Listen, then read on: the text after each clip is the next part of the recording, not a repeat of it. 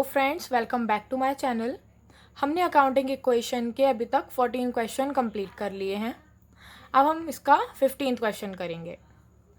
15th question है, Raghunath had the following transaction in an accounting year. Raghunath है एक person, उसकी बहुत सारी ट्रांजैक्शंस हैं एक अकाउंटिंग ईयर में, तो हम उनकी अकाउंटिंग इक्वेशन बनाएंगे।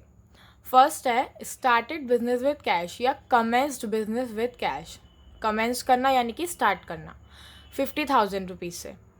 तो जब हम बिजनेस स्टार्ट करेंगे तो cash and capital and liabilities हम इक्वल कर लेंगे, अपने अकाउंटिंग के क्वेश्चन लिख लेंगे। 50,000 का कैश उसने अपने बिजनेस में लगाया है और उतने की ही उसकी कैपिटल इंक्रीज़ हो जाएगी। जो भी कैश हम लगाएंगे अपने बिजनेस में वो हमारा कैपिटल कहलाता है। नेक्स्ट करेंगे second point, paid into bank rupees 10,000। हमने 10,000 रुपीज़ बैंक में पेमेंट कर दिया है, बैंक में हमने पे कर दिया है। तो हम पहले ओल्ड ट्रांजैक्शन लिख लेंगे। हमारे पास कैश था 50,000 का, हमारे पे कैपिटल थी 50,000 की। अब हम न्यू ट्रांजैक्शन करेंगे। हमारे पास जो कैपिटल हमने लगाई थी 50,000 रुपीज़ की, उसमें से हमने बैंक में पैसे सबमिट कर दिए ले जाके। तो 10,000 रुपीज़ हमारे कैश में से कम हो जाएंगे, हमारे हाथ में से 10,000 रुपये चले गए एंड वो कहाँ आ जाएंगे, हमारे बैंक बैलेंस में आ जाएंगे। तो हमने बैंक का कॉलम बना दिया क्योंकि वो हमारी एसेट होती है, करंट एसेट होती है। तो हम उनको 10,000 रुपीज़ बैंक में लिख देंगे और कैपिटल में कोई चेंज नहीं होगा। हमारी कैपिटल तो है ही, भले ही हमारे हाथ में नहीं है बट हमारे बैंक में है, कैपिटल है हमारी। तो अब हम कैश में हमारे पास बचा 40,000 बट 10,000 रुपये की एसेट जो है वो हमारी बैंक में पहुंच गई है और टोटल कैपिटल हमारी 50,000 है। अब हम करेंगे इसका third point, purchase goods for cash ₹20,000 and on credit ₹30,000। हमने सामान परचेज करा है, 20,000 रुपीज़ तो कैश में करा है एंड 30,000 का हमने उधार में ख़रीदा है। तो हम पहले अपनी ओल्ड ट्रांजैक्शन लिख लेंगे। कैश 40,000 का, बैंक में आया था हमारा 10,000 का एंड 50,000 हमारी कैपिटल टोटल हो गई थी। अब हम न्यू ट्रांजैक्शन करेंगे। तो 20,000 जो हमने कैश में परचेज़ करा है, तो हम अपना कैश 20,000 का कम कर देंगे क्योंकि हमने ख़रीदा है, तो हम 20,000 का कैश लेस कर देंगे अपने कैश में से। बैंक में कोई ट्रांजैक्शन नहीं होगा, डैश लगा देंगे। अब हमने गुड्स ख़रीदा है तो हमारा स्टॉक इंक्रीज़ हो जाएगा। टोटल स्टॉक कितना हुआ, 20,000 प्लस 30,000। टोटल जो हमें उधार खरीदा है और जो हमने कैश में ख़रीदा है, दोनों के दोनों गुड्स हमारे 50,000 के, तो हम 50,000 का अपना स्टॉक इंक्रीज़ कर लेंगे। कैपिटल में कोई चेंज नहीं होगा एंड जो हमने क्रेडिट से ख़रीदा है वो 30,000 हम अपने क्रेडिटर्स में लिख लेंगे एज अ लाइबिलिटी। अब हम इसका बैलेंस निकाल लेंगे। हमारे पास कैश अब बचा है 20,000 का, बैंक हमारे पे 10,000 बचा है, स्टॉक हमारा 50,000 का हो गया, कैपिटल 50,000 हो गई एंड क्रेडिटर्स हो गए हमारे 30,000 के। तो ये हो गई हमारा थर्ड पॉइंट हो गया इस क्वेश्चन का। अब हम करेंगे इसका फोर्थ पॉइंट। फोर्थ पॉइंट है, sold goods for cash ₹40,000 costing 30,000। हमने 40,000 रुपये में कोई सामान को सेल किया है और उसकी कॉस्ट है 30,000 रुपीज़, तो हमारा प्रॉफिट हो जाएगा। पहले हम ओल्ड ट्रांजैक्शन लिख लेंगे अपनी। कैश 20,000 का, बैंक 10,000 का, stock 50,000, capital 50,000 and creditors 30,000। New transaction करेंगे। 40,000 रुपीज़ का हम कैश लिख देंगे, बैंक में कोई ट्रांजैक्शन नहीं होगी एंड स्टॉक हमारा कम हो जाएगा क्योंकि हमने सेल करी है। 30,000 की कॉस्ट का हमारा स्टॉक कम होगा और क्रेडिटर्स में भी कुछ नहीं आएगा। अब हुआ कैपिटल, हमने कैश रिसीव करा है 40,000 और स्टॉक हमारा सिर्फ 30,000 का ही गया, यानी कि हमें प्रॉफिट हो गया है। तो हमें प्रॉफिट कितना होगा, 40 माइनस 30,000 कितना हो जाएगा, 10,000 रुपीज़ की हमारी कैपिटल इंक्रीज़ हो जाएगी, हमें प्रॉफिट हो जाएगा। अब हम बैलेंस निकाल देंगे। हमारा कैश टोटल हो गया 60,000 का, बैंक में हमारे 10,000 रुपीज़ रहेंगे, स्टॉक में हमारे 20,000 रहेंगे क्योंकि हमने 30,000 का स्टॉक दे दिया है। कैपिटल में हमें प्रॉफिट हुआ है तो हम 10,000 ऐड करके 60,000 हो जाएगी हमारी कैपिटल एंड क्रेडिटर्स सेम रहेंगे 30,000 रुपीज़ के। अगर आपको इस पॉइंट में कोई डाउट हो तो आप मुझे कमेंट कर दीजिएगा। करेंगे point number 5, rent paid ₹500। 500 rupees का रेंट हमने पे कर दिया। रेंट क्या होता है, नॉमिनल एक्सपेंस होता है। तो पहले हम ओल्ड ट्रांजैक्शन लिख लेंगे। कैश 60,000 का, bank 10,000, stock 20,000, capital 60,000 and creditors 30,000 rupees.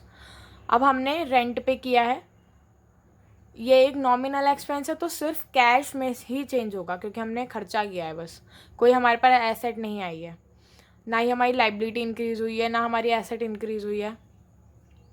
हमारी देखा जाए तो एसेट जो है हमारा, कैश जो है हमारी करंट एसेट, वो क्या होगी, डिक्रीज़ होगी हमारी, और जितनी ही कैश डिक्रीज़ होगा उतना ही हमारी कैपिटल भी डिक्रीज़ हो जाएगी।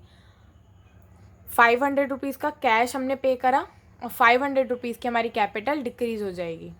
तो अब हमारे पास कैश बचेगा 59,500 का, बैंक में कोई ट्रांजैक्शन नहीं हुई है तो 10,000 रहेगा, स्टॉक में कोई चेंज नहीं हुआ है 20,000 रहेगा, कैपिटल जितना कैश हुआ है कम उतनी ही कैपिटल भी कम हो जाएगी, 59,500 हमारी कैपिटल रहेगी। एंड क्रेडिटर्स हमारे पास कितने रहेंगे, 30,000 के रहेंगे। तो ये हमारा 5th पॉइंट कंप्लीट हो गया है। इसका पॉइंट नंबर 6 है, रेंट आउटस्टैंडिंग ₹100। पहले हम अपनी ओल्ड ट्रांजैक्शन लिख लेंगे। Cash 59,500, bank 10,000, stock 20,000, capital 59,500, creditors 30,000। अब हमारा जो रेंट है वो आउटस्टैंडिंग है, मतलब हमें अभी पे करना है अपना रेंट, 100 रुपीज़ का रेंट हमें अभी देना है, हमारी लाइबिलिटी है। तो हम उसे अपनी लाइबिलिटी साइड में लिख देंगे, कैपिटल के बराबर में, क्रेडिटर्स के बराबर में, आउटस्टैंडिंग रेंट के कॉलम में। कैश में कोई ट्रांजैक्शन नहीं होगी, सब में हम डैश लगा देंगे एसेट साइड। अब कैपिटल साइड में हम क्या करेंगे, हमारी कैपिटल में से हम पहले ही उसको माइनस कर लेंगे कि हमें वो देना है। तो हमने अपनी कैपिटल कम कर ली 100 रुपीज़ की, ब्रैकेट में लिख दिया, एंड क्रेडिटर में कुछ नहीं होगा, एंड आउटस्टैंडिंग रेंट में 100 रुपीज़ आ जाएंगे। अब हम न्यू बैलेंस निकाल देंगे। 59,500 का कैश, बैंक 10,000, स्टॉक 20,000, कैपिटल 59,400 की बचेगी, क्रेडिटर्स 30,000, एंड आउटस्टैंडिंग रेंट में हमारे 100 रुपीज़ आ जाएंगे। तो ये हमारा 6th पॉइंट कंप्लीट हो गया है। अब नेक्स्ट है 15th क्वेश्चन का 7th point, bought furniture on credit ₹5,000। हमने उधार पे फर्नीचर ख़रीदा है 5,000 रुपीज़ का। तो पहले हम ओल्ड जितनी भी हमारी चीज़ें लिख लेंगे। कैश 59,500 का, बैंक 10,000 का, stock 20,000, capital 59,400, creditors 30,000 and outstanding rent 100 rupees. अब न्यू ट्रांजैक्शन करेंगे तो कैश में कोई चेंज नहीं आएगा, बैंक में नहीं आएगा, स्टॉक में नहीं आएगा, हम डैश लगा देंगे। फर्नीचर खरीदा है, ये हमारी क्या होती है, फिक्स एसेट होती है, तो हम इसको अलग से लिखेंगे एक कॉलम बना के, 5,000 रुपीज़ का फर्नीचर। अब हमारा कैश तो नहीं गया है तो हमने कैश में तो डैश लगा दिया, लेकिन हमारी लाइबिलिटी इंक्रीज़ हो गई है क्योंकि हमने उधार में ख़रीदा है। तो हम अपने क्रेडिटर्स में 5,000 रुपीज़ ऐड कर देंगे फर्नीचर वाले। तो कैपिटल में डैश कुछ नहीं होगा और आउटस्टैंडिंग रेंट में भी कोई चेंज नहीं होगा, बस क्रेडिटर्स में 5,000 रुपीज़ की जो हमारी लाइबिलिटी है वो बढ़ जाएगी। अब हम न्यू ट्रांजैक्शन के बाद बैलेंस निकाल देंगे। कैश 59,500 का बचेगा, बैंक 10,000 का, स्टॉक 20,000, फर्नीचर 5,000, कैपिटल 59,400, क्रेडिटर्स 35,000 के हो जाएंगे, एंड आउटस्टैंडिंग रेंट हो जाएगा हमारा 100 रुपीज़ का। तो ये हमारा 7th पॉइंट कंप्लीट हो गया है। 8th पॉइंट है, bought refrigerator for personal use ₹5,000। हमने पर्सनल यूज़ के लिए रेफ्रिजरेटर परचेज़ करा है, तब हम इसमें रेफ्रिजरेटर पे ध्यान नहीं देंगे, हम क्या करेंगे, पर्सनल यूज़ के लिए निकाले हैं पैसे, तो वो क्या होती है, हमारी ड्राइंग हो जाएगी, हम इसको ड्राइंग कहेंगे। पहले हम इसको अपनी ओल्ड ट्रांजैक्शन लिख लेंगे। Cash, bank, stock, furniture, capital, creditors and outstanding rent, इनके हम टोटल अमाउंट लिख लेंगे। उसके बाद हमने जो रेफ्रिजरेटर परचेज़ करा है तो हमारे पास से 5,000 रुपीज़ कम हो गया होगा, तो हम अपने कैश में से 5,000 रुपीज़ लेस करके लिख देंगे। बैंक में कोई ट्रांजैक्शन नहीं होगी, स्टॉक में भी नहीं होगी, फर्नीचर में भी नहीं होगी। जितना अमाउंट कैश में से कम होगा उतना ही अमाउंट कैपिटल में से भी कम हो जाएगा, तो 5,000 रुपीज़ कैश में से भी कम हो गए। और क्रेडिटर्स में हम डैश लगा देंगे और आउटस्टैंडिंग रेंट में भी हम डैश लगा देंगे। अब हम न्यू जो भी हमारा बैलेंस निकल के आएगा उसको हम लिख देंगे। 54,500 का कैश, 10,000 का बैंक में अमाउंट आ जाएगी, 20,000 का स्टॉक, 5,000 का furniture, capital 54,400, creditor 35,000 and rent ₹100। तो ये हमारा ऐसे हो जाएगा ड्राइंग की ट्रांजैक्शन। अब हम करेंगे 9th पॉइंट। 9th पॉइंट है, purchase motorcycle for cash ₹20,000। Motorcycle खरीदी है कैश में 20,000 रुपीज़ में। तो पहले ओल्ड ट्रांजेक्शन लिख लेंगे, bank, cash, stock, furniture. Motorcycle हमने ऐड किया है क्योंकि अभी मोटरसाइकिल की हमें ट्रांजेक्शन करनी है। कैपिटल लिख देंगे ओल्ड वाला, क्रेडिटर्स एंड आउटस्टैंडिंग रेंट हम लिख देंगे। अब हम ओल्ड वाली अमाउंट्स लिख लेंगे, 54,500 का कैश, 10,000 का बैंक, स्टॉक 20,000, 5,000 का furniture, capital 54,400, creditors 35,000 and outstanding rent ₹100। अब हमें क्या करना है,